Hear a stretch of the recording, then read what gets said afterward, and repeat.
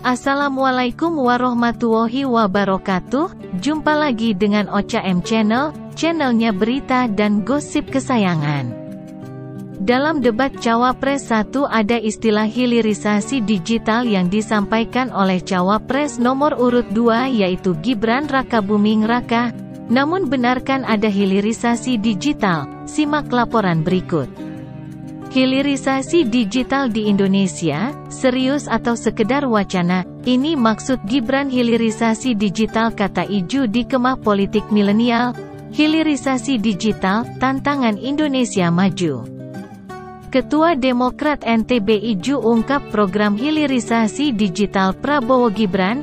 Gegara hilirisasi digital, Dr. Tifa lancang kuliti bisnis martabak Gibran Rakabuming di Solo yang bangkrut. Hilirisasi digital di Indonesia, serius atau sekedar wacana?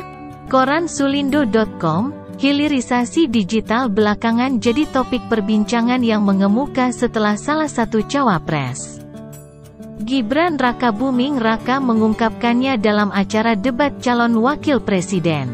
Ada yang coba menerjemahkan maknanya. Banyak pula menyatakan bingung arti ungkapan hilirisasi digital yang dimaksud Gibran.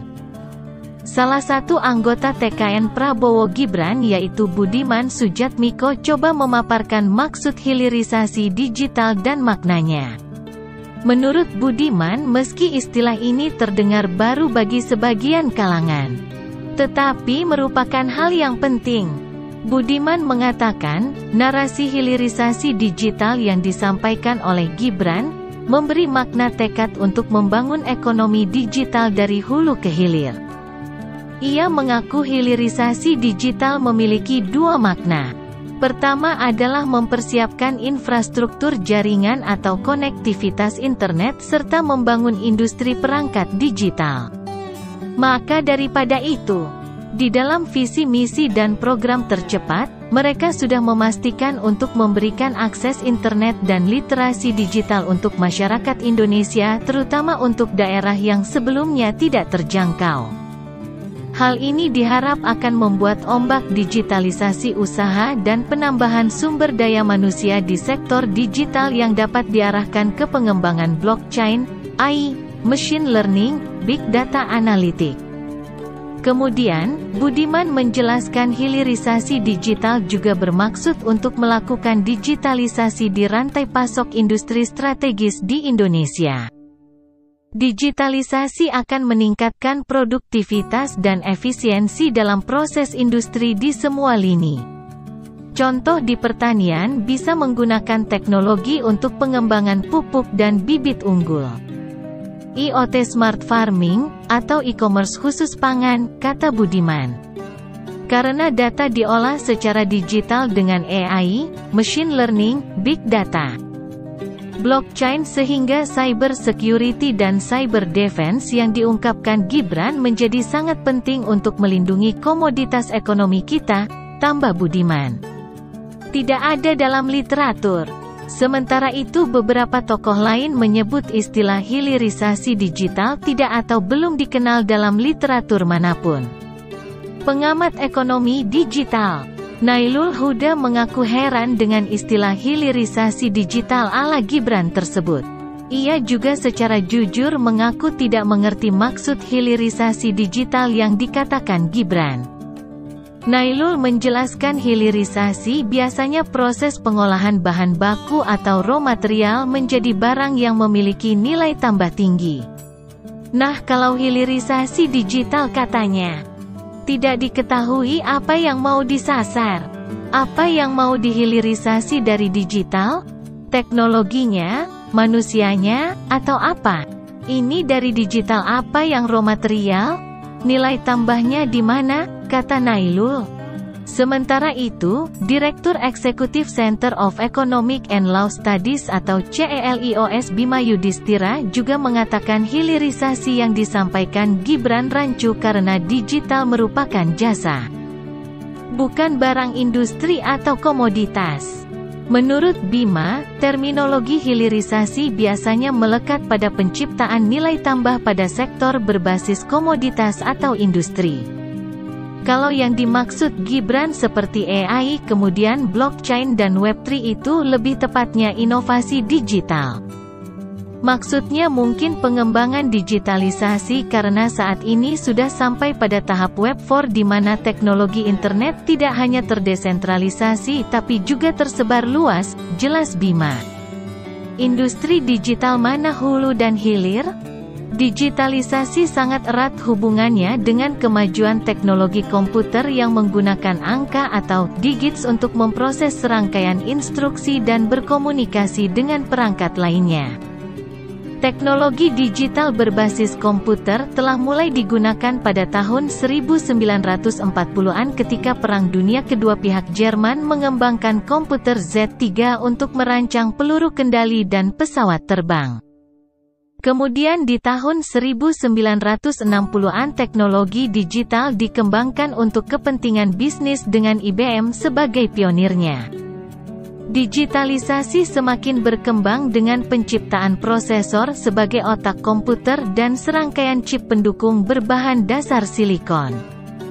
Kemudian dikenal teknologi prosesor komputer seperti Intel Pentium, AMD Athlon dan Ivy Bridge di tahun 2000-an. Ini teknologi digital mengalami lompatan dengan diciptakannya teknologi chip mikro. Mulai berukuran mikron hingga nano yang sangat kecil hingga dapat memuat jutaan prosesor dalam satu chip untuk ditanamkan dalam sebuah perangkat digital. Teknologi digital canggih kini sudah jadi konsumsi umum termasuk di Indonesia seperti penggunaannya dalam smartphone, jam digital, laptop ataupun smart TV.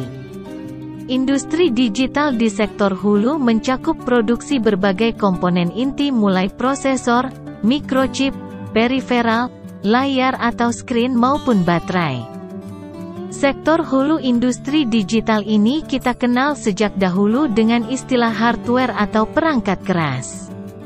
Selain perangkat keras, dikenal pula yang namanya perangkat lunak atau software. Perangkat lunak paling dasar disebut dengan operating system atau sistem operasi seperti Linux, Windows, Android, iOS, Symbian, yang berfungsi mengontrol hardware agar dapat beroperasi. Ada pula software yang disebut aplikasi atau program, seperti Word untuk mengetik, Photoshop untuk desain, aplikasi video editing, chat, email, game dan lain sebagainya. Bagaimana dengan sektor hilirnya? Sudah tentu sektor hilir industri digital adalah produk berupa barang, nyata dan virtual, ataupun jasa dengan basis teknologi digital. Saat ini kita mudah menjumpai produk digital siap pakai seperti smartphone, smart TV, jam digital, microwave, komputer, laptop dan sebagainya. Produk digital semacam aplikasi komputer atau aplikasi smartphone juga sudah umum digunakan. Selain sektor hulu dan hilirnya, industri digital juga didukung dengan industri infrastruktur digital seperti satelit, jaringan internet dan sarana komunikasi digital lainnya sehingga perangkat digital dapat saling berkomunikasi atau terhubung secara simultan. Prospek hilirisasi digital di Indonesia.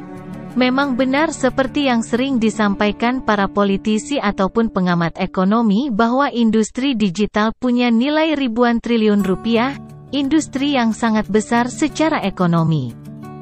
Namun bicara hilirisasi digital tidak bisa sekedarnya saja. Butuh rencana serius dan kesungguhan mau merevolusi diri. Karena hingga kini sesungguhnya di sektor hulunya saja Indonesia masih sangat lemah. Perangkat keras komputer, smartphone dan lainnya masih belum buatan dalam negeri alias masih impor. Begitu pula infrastrukturnya mulai dari jaringan satelit hingga menara BTS saja masih bergantung teknologi luar negeri. Pengguna teknologi digital di Indonesia memang salah satu yang terbesar di dunia, namun teknologi dan produk digital masih didatangkan dari impor. Jika yang dimaksud dengan hilirisasi digital adalah menguasai penggunaan artificial intelligence, teknologi kripto ataupun big data, sebenarnya bisa dimaklumi. karena hal itu terdengar keren ataupun bombastis untuk materi kampanye. Namun sekali lagi membangun industri digital di Indonesia itu adalah pemikiran yang revolusioner, lompatan jauh ke depan. Dari bangsa pengguna teknologi digital menjadi penguasa industri digital. Pertanyaannya, apakah ada kesungguhan untuk melakukannya, atau sekedar wacana saja? Poroslombok.com melansir. Ini maksud Gibran hilirisasi digital, kata IJU di Kemah Politik Milenial, menyapa puluhan mahasiswa dan pelajar yang mengikuti agenda Kemah Politik di Bumi Perkemahan Gunung Jae, Lombok Barat. Indra Jaya Usman atau IJU Ketua DPD Partai Demokrat NTB, sempat memaparkan secara sederhana salah satu program unggulan paslon Prabowo Gibran. Program yang dimaksud adalah hilirisasi digital. Disebut IJU sebagai bentuk rencana kerja yang akan paling menyentuh kebutuhan para milenial saat ini. Partai Demokrat sangat perhatian pada kebutuhan anak muda. Itulah yang menjadi salah satu alasan pimpinan Partai Demokrat memutuskan untuk mengusung pasangan Prabowo Gibran pada Pilpres 2024 nanti. Calon wakil presidennya saja memang masih muda. Memang kaum milenial, ungkap Iju mengawali bincang santainya di depan puluhan pemuda-pemudi peserta Kemah Politik, Kamis tanggal 28 Desember tahun 2023. Pemudalah yang paling memahami kebutuhan anak muda. Mas Gibran sudah menyebutkan tentang program yang sangat berpihak pada kaum milenial.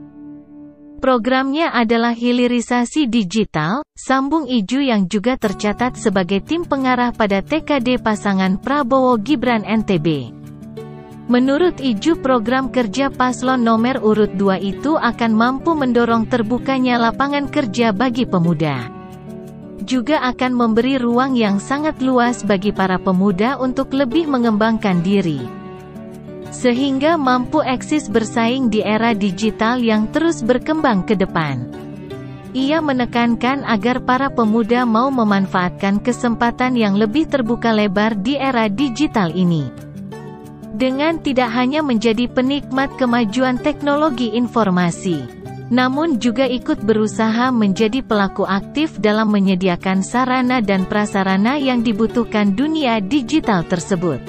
Kita sebagai pemuda yang hidup di era digital ini juga harus mau berusaha untuk tidak hanya sekedar menjadi penikmat saja, namun juga harus mampu menjadi pembuat software dan hardware yang dibutuhkan publik, papar Iju yang disambut tepuk tangan semangat dari para peserta.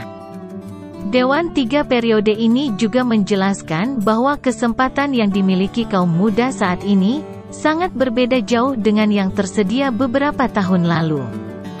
Sebelum internet menjadi bagian dari keseharian masyarakat, luasnya akses untuk mendapat berbagai bentuk informasi saat ini, membuat siapapun yang mau berusaha lebih keras bisa meraih atau menjadi apapun yang diinginkannya. Sehingga ruang lingkup dunia kerja pun menjadi tak terbatas. Jangan berharap jadi ASN, jumlahnya terbatas. Penghasilannya juga sudah jelas. Malah berbagai profesi di dunia digital itu penghasilannya sama sekali tak bisa diukur, sambung calon anggota DPRD Provinsi NTB dari Partai Demokrat nomor urut 1 Dapil Lobar KLU itu. Selain sangat menjanjikan dari sisi penghasilan, profesi yang melibatkan dunia digital ini juga biasanya menyenangkan. Karena pekerjaan terbaik itu adalah pekerjaan yang kita senangi, papar politisi muda asal Narmada Lombok Barat itu. Manfaat lain yang juga ditawarkan secara terbuka lebar oleh maraknya perkembangan dunia digital, khususnya media sosial ini adalah potensi peluang promosi yang tidak terbatas. Sisi ini disebut Iju juga harus bisa dimanfaatkan kaum muda untuk ikut berkontribusi memajukan daerah. Salah satunya dengan giat mempromosikan berbagai destinasi pariwisata yang dimiliki oleh daerah. Seperti diantaranya Taman Bumi Perkemahan Gunung Jae yang lokasinya terbilang cukup dekat dengan pusat kota. namun menawarkan suguhan alam yang asri dan alami. Dengan hanya membuat konten sederhana dan mengunggahnya ke media sosial, akan memberi kesempatan destinasi wisata daerah dikenal oleh dunia. Tidak lama dan tidak sulit kan? Hanya dengan membuat konten-konten sederhana saja, kita sudah bisa ikut mempromosikan pariwisata daerah kita dengan memanfaatkan media sosial, tegas Iju. Hilirisasi digital, tantangan Indonesia maju. Gopos.id memberitakan, dalam Kamus Besar Bahasa Indonesia, KBBI, hilirisasi memiliki arti penghiliran atau mengolah bahan baku menjadi barang siap pakai. Sedangkan digital berarti hal-hal terkait angka-angka untuk sistem perhitungan tertentu atau berhubungan dengan penomoran. Hilirisasi adalah langkah cerdas yang diperlukan untuk meningkatkan nilai tambah dan pendapatan. Hilirisasi dalam industri mengacu pada konsep pengembangan dan peningkatan nilai tambah pada suatu produk atau komoditas melalui berbagai tahap dalam rantai produksi. Proses ini melibatkan transformasi bahan baku menjadi produk jadi, termasuk kegiatan produksi, distribusi, dan pemasaran. Hilirisasi bertujuan untuk meningkatkan efisiensi, nilai ekonomi, dan daya saing suatu sektor industri. Singkatnya, hilirisasi adalah kelanjutan dari proses produksi bahan baku sehingga manfaat dari produk bisa terus bertambah. Tidak cukup berhenti pada produk tahap pertama. Dalam hal ini penambangan dan industri nikel bisa dijadikan contoh yang baik. Setelah nikel ditambang, jangan dulu diekspor dalam bentuk ore, tanah galian, namun ia diproses dulu dalam tungku smelter untuk memurnikannya menjadi ferronikel misalnya, dengan nilai jual yang jauh lebih tinggi. Setelah menjadi bahan setengah jadi, jangan dulu diekspor, murnikan lagi sehingga menjadi nikel bentuk paduan, nikel elektrolitik, atau nikel yang digunakan dalam proses katalisis. Setelah jadi demikian, lalu nikel yang sudah dimurnikan dan merupakan produk akhir bahan, kemudian dipakai untuk membuat stainless steel, campuran besi baja, pelapis anti karat, industri otomotif, industri baterai, industri elektroplating, pembuatan monel, kawat, uang koin dan bahan katalis. Nikel dalam bentuk ini jika dilengkapi dengan hilirasi material lainnya dapat mendorong bertumbuhnya banyak sekali industri dan industri padat teknologi di dalam negeri. Dalam konteks industri, hilirisasi seringkali melibatkan diversifikasi produk, peningkatan teknologi produksi, dan integrasi dengan pasar global. Misalnya, dalam industri minyak dan gas, hilirisasi dapat mencakup pengembangan produk turunan seperti petrokimia atau energi terbarukan, sehingga meningkatkan nilai tambah dari sumber daya alam yang diekstraksi. Pentingnya hilirisasi dalam industri adalah untuk menciptakan lapangan kerja, meningkatkan pendapatan, dan mengurangi ketergantungan pada ekspor bahan mentah. Dengan menggerakkan nilai tambah melalui berbagai tahap produksi, suatu negara atau sektor industri dapat memperoleh manfaat ekonomi yang lebih besar. Selain itu, hilirisasi juga dapat mengurangi risiko volatilitas harga bahan mentah, karena nilai tambah yang lebih tinggi pada produk jadi dapat memberikan perlindungan terhadap fluktuasi harga. Hal ini dapat meningkatkan ketahanan ekonomi suatu negara atau wilayah. Dengan demikian, hilirisasi dalam industri menjadi strategi penting untuk mencapai pembangunan ekonomi berkelanjutan dan meningkatkan daya saing di pasar global. Hilirisasi digital, hilirisasi digital, hilirisasi digital, sebagai transformasi dari proses konvensional ke bentuk yang lebih modern dan terotomatisasi, memiliki dampak yang signifikan dalam berbagai aspek kehidupan. Dalam konteks ekonomi, hilirisasi digital mengacu pada integrasi teknologi informasi dalam rantai nilai, mulai dari produksi hingga pemasaran. Fenomena ini membuka peluang baru dan menghadirkan tantangan unik. Dengan memanfaatkan teknologi canggih seperti Internet of Things atau IoT, dan otomatisasi, perusahaan dapat mengoptimalkan proses produksi mereka, mengurangi waktu, biaya, dan limbah. Ini tidak hanya meningkatkan produktivitas, tetapi juga mendukung keberlanjutan dengan mengurangi dampak lingkungan. Selain itu, hilirisasi digital memungkinkan akses global yang lebih luas terhadap pasar. Perusahaan kecil dan menengah dapat memanfaatkan platform digital untuk memasarkan produk mereka ke seluruh dunia tanpa kendala geografis yang signifikan. Ini menciptakan peluang bisnis yang lebih besar dan memberikan kontribusi pada pertumbuhan ekonomi secara keseluruhan. Namun, ada tantangan yang perlu diatasi dalam proses hilirisasi digital. Salah satunya adalah kesenjangan digital, di mana beberapa wilayah atau kelompok masyarakat tidak memiliki akses yang setara terhadap teknologi. Hal ini dapat meningkatkan deviasi ekonomi dan sosial jika tidak diatasi dengan kebijakan inklusif dan upaya untuk meningkatkan aksesibilitas teknologi. Penetrasi internet Indonesia pada akhir Maret tahun 2021 sebesar 76,8% dari total populasi, atau mencapai 212,35 juta dengan estimasi total populasi sebanyak 276,3 juta jiwa. Dengan capaian tersebut, Indonesia berada di urutan ke-15 di antara negara-negara Asia, di mana posisi Indonesia tersebut berada di atas rata-rata penetrasi Asia sebesar 63,9% dari populasi 4,3 miliar jiwa. Bahkan, berada di atas rata-rata dunia sebesar 65,7% dari estimasi total populasi 7,86 miliar jiwa.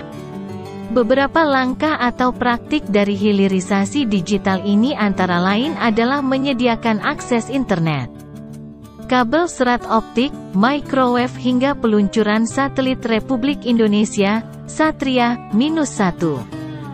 Sayang untuk kesediaan akses internet melalui pembangunan menara BTS di Indonesia di tahun 2022 berakhir dengan korupsi di Kementerian Kominfo. Padahal proyek ini sangat vital posisinya dalam rangka menunjang pembangunan digital nasional.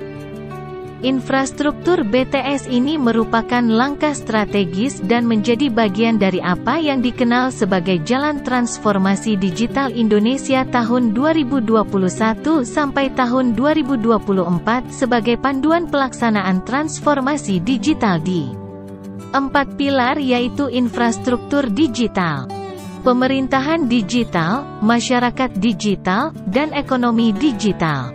Tapi sudahlah, negeri ini harus terus berjalan, menjemput takdir masa depan yang gemilang. Kilat.com melansir berita. Gegara hilirisasi digital, Dr. Tifa lancang kuliti bisnis martabak Gibran Rakabuming di Solo yang bangkrut. Gagasan tentang hilirisasi digital yang dikampanyekan Gibran Rakabuming ketika debat Cawapres ternyata tidak sepenuhnya diterima publik. Termasuk Dr. Tifa yang mengkritik keras hilirisasi digital itu dengan menyinggung bisnis martabak Gibran Rakabuming yang disebut bangkrut di Solo, Jawa Tengah.